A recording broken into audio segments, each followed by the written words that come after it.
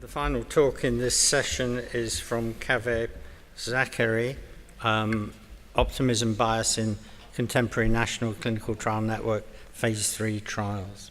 Thank you very much. I'm a resident in radiation oncology at UC San Diego. And optimism bias has been defined as an unwarranted belief in the efficacy of new therapies.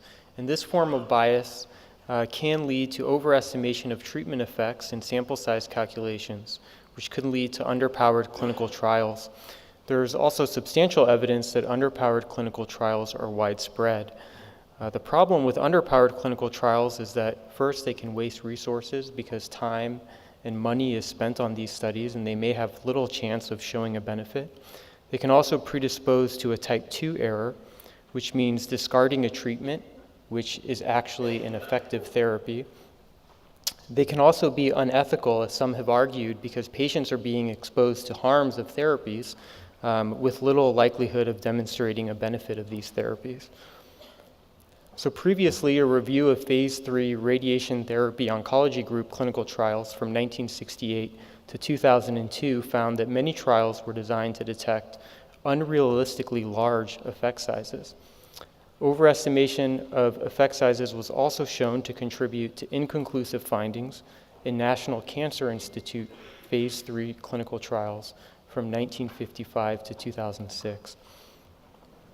So our objective was to evaluate the role of optimism bias in contemporary National Clinical Trial Network Phase 3 trials by determining whether modern trials were more successful at detecting the benefit of new therapies compared to older trials, whether trials were powered to achieve realistic effect sizes, and whether trial protocols provided any rationale, evidence, or justification supporting the hypothesized effect size. So we performed a PubMed query for National Cancer Institute-sponsored Phase 3 trials over the past decade, from 2007 to 2017. We compared the hypothesized effect size from the sample size calculation in the research protocol to the observed effect size in the published manuscript. So this gives us a ratio of the observed to the expected hazard ratio, which in a way is a measurement of the magnitude of optimism bias. We also tabulated the number of studies that provided a reference, evidence, or any other specific statement of rationale for their proposed effect size in the research protocol. So we initially identified 184 randomized Phase 3 trials. We excluded trials in which we couldn't locate the research protocol, trials that accrued less than 40% of their intended sample size, equivalence or non-inferiority trials, and trials that pooled their data with other trials. So this left 137 trials in the analysis, of which there was a subset of 85 trials that had protocol and publication effect sizes in the form of hazard ratios. So in all, there was data on 111,000 patients from 137 trials. 21.2% of these trials were positive, and we defined a positive trial as a trial that achieved a statistically significant result on the primary endpoint, and that was denoted by a p-value of less than 0.5. And the rate of positive trials was similar in this era compared to the prior era, which was at 24.6%. We also found that about 1 in 10 clinical trials observed an effect size as large as the one hypothesized in the protocol. We found no correlation between trial success and trial characteristics. And by trial characteristics, I mean the sample size of the trial, the disease setting, whether it was in breast cancer or prostate cancer, or the primary endpoint that was used, overall survival or progression-free survival, for instance. And that's very important because it shows the unpredictability of treatment success, which is a necessary component of having equipoise in ethically randomizing patients on clinical trials. So the figure here is not as complicated as it may appear. It's a density plot, which is essentially like a histogram, so it's showing frequency. And the dotted line at 1 is the line of null effect. Anything to the right of the dotted line means that the experimental therapy is better, and anything to the left of the dotted line means that the standard therapy is better. The blue line is the treatment effects that were taken from the research protocols, and the gold line is the actual observed treatment effects from the manuscripts of the studies. So the blue line has two horns. Those horns are occurring at 0.67 and 0.75, which means a 33% reduction in the primary endpoint or a 25% reduction in the primary endpoint. And that endpoint is often death or recurrence of the cancer. So the median ratio of the observed to expected hazard ratios for all trials was 1.26, which is essentially the median of the gold line divided by the median of the blue line. And the ratio among positive trials was lower than for negative trials, and this was lower compared to the prior era of National Cancer Institute trials. So this indicates that the magnitude of treatment effect overestimation has decreased. Unfortunately, however, about 2/3 of protocols provided no rationale for the magnitude of the hypothesized treatment effect. So we found that the magnitude of optimism bias appears to have decreased. We did confirm the presence of equipoise in modern clinical trials. 13% of protocols could not be located.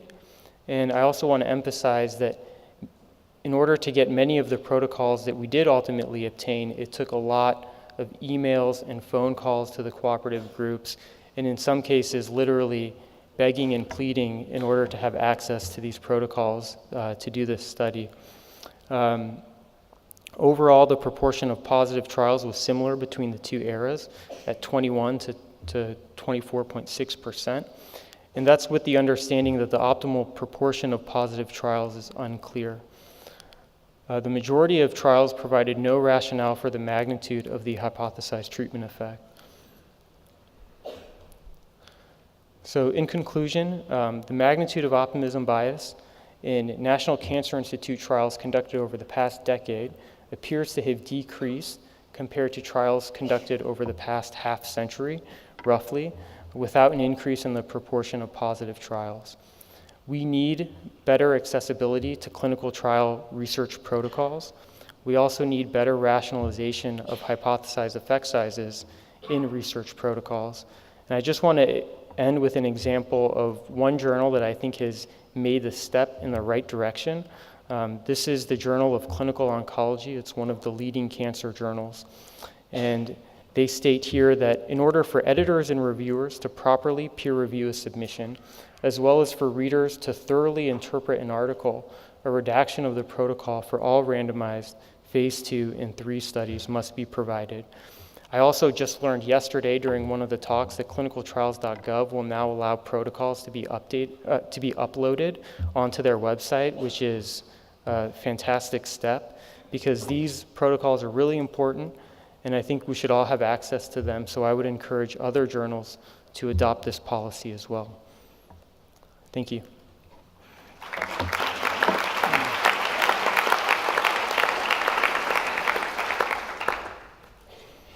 Okay, thank you. You touch on quite a sensitive issue, I think, and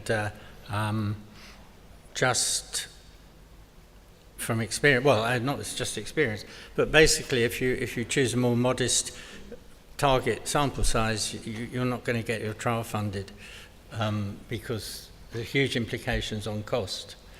Right. I mean, you can't really explore that in your review, but it's another reason why people might appear over-optimistic, but in fact, they're being pragmatic. Right, so there's a balance between optimism and pragmatism. Sometimes, due to budgetary or time constraints, investigators may start with a desired sample size that's realistic and then backtrack to calculate the effect size that would give them that sample size. And that may be necessary in some situations for rare diseases or when there's budgetary constraints, but I think we shouldn't lose sight of the scientific method of proposing a hypothesis and then calculating the necessary sample size in order to prove that hypothesis. And so I think we should keep both in mind. Okay, thank you. Patrick. Hi, Patrick Bossoet, Amsterdam. My last 20 trials, only one was positive, so I think there's a bias in my comment. But I don't think it's justified to say that the sample size, that the effect size in the sample size of the power calculation is the hypothesized treatment effect. So if you actually ask the trialists, you may see that the PI is typically very optimistic and is willing to invest 3 years of his life in this trial. And you may see that the statistician is rather cynical and knows that most things don't work anyway. So the hypothesized treatment effect may vary in the group of investigators, and in most cases is not equal to the effect size and the sample size calculation. And you could say that from a decision-making perspective, the effect size and the sample size calculation should be the minimal important difference to justify actually the experimental treatment effects, and not necessarily the hypothesized treatment effect. So I don't think it's fair to talk about optimism bias in this case, because you have not actually explored the hypothesized treatment effects in the PIs.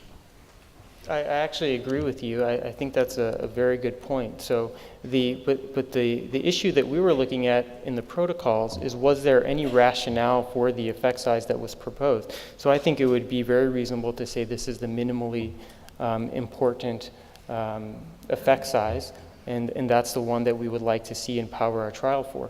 The problem is 2/3 of trials provided no rationale or explanation or any type of statement at all. They just said this is the effect size that the trial is powered for. Yeah, there I fully agree with you. That's unjustified. And trials with unrealistically large effect sizes actually are probably unethical, as you pointed out in your lecture. Thank you. Yeah, thank you. Yes. Yeah, thank you for a very clear, Gerben Teriet from AMC Amsterdam as well, just like Patrick. Thank you for a very clear presentation on an interesting topic. I have a comment and a question. The comment is related to the previous one. I think as a member of the ethics committee of my local hospital, I also know there's a lot of confusion about the effect size. Comes in 3 concepts. The first is what people hope. The other is the minimal important difference. And the third one is what other people found.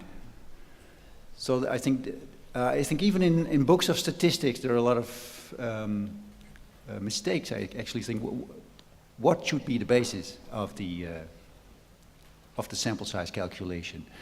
My question is about, can you tell us a little bit more about the variability in the rationales that people actually gave?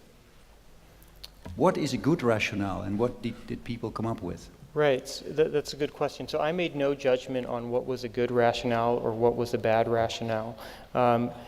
Preferably, I think it would be nice to say that prior phase 2 or prior clinical or retrospective studies have shown that this treatment has a certain effect, and that's a reasonable effect to hypothesize in a phase 3 study. But I didn't make any judgment in terms of grading what's a good rationale or what's a poor rationale, because I think that's highly subjective. So I just took the path of saying whether or not there was any rationale at all. Okay. Yeah. Thank you. Yeah, please. Hi. Matt Hodgkinson from Hindawi. You may have covered this, but a lot of the presentation was quite technical. Is the essential problem that trials are simply not recruiting enough patients? And if so, by how far are they falling short? Well, it's a separate issue to say if the trial is accruing its necessary sample size, and it's a different issue to say whether that sample size is too big or too large in the first place. So those are 2 separate issues.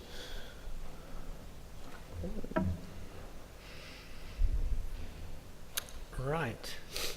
Is that a question? Yes. Chris Papazian from Kansas City. As I sit here listening to your talk, I'm just kind of curious as to how detrimental this is to the medical literature and to the practice of medicine in general.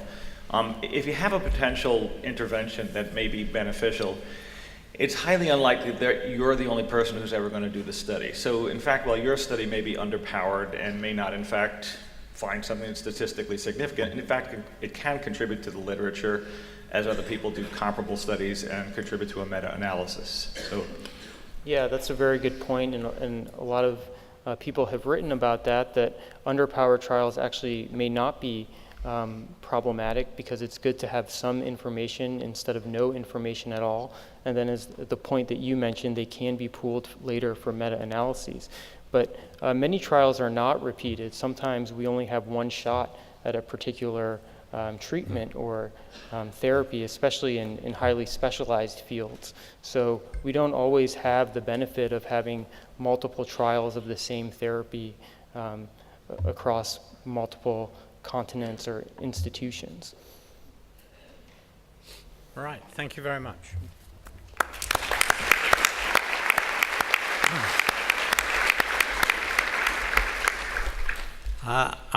We seem to have scared all the presenters into not overstepping 10 minutes, and they were very, very timely. I'd like to thank all of these speakers, some of whom I suspect weren't born when the first peer review congress was conducted in 1989.